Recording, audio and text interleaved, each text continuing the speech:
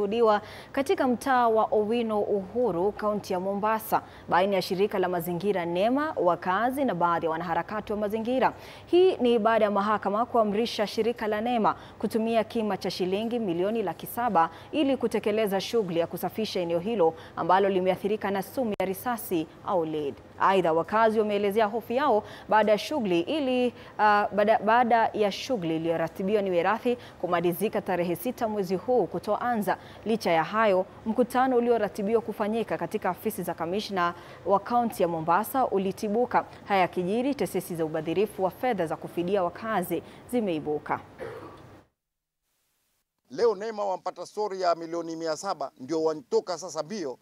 Jana wafanya mkutano kwa Deputy County Commissioner ati leo waitishe watu tena. Katika kuitisha watu sio Owino Uhuru, waitishe watu kando ya Owino Uhuru. Uliona wapi mahali kwenye shida watu wakaondolewa kwenda kuizungumza shida hiyo mahali kwingine? Ina maana kwa kuna njia fiche.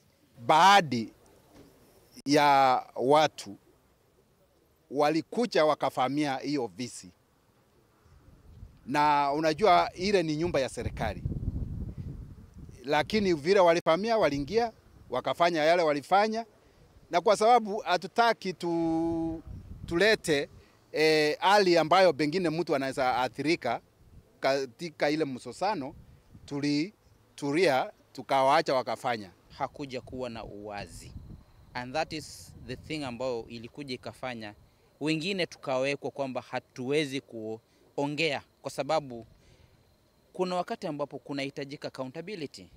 Kumefanyika hili na hili na hili na koti imepeana hili, lakini huo uwazi hautaonekana, na ukijaribu kuuliza utaonekana kama wewe ni pingamizi.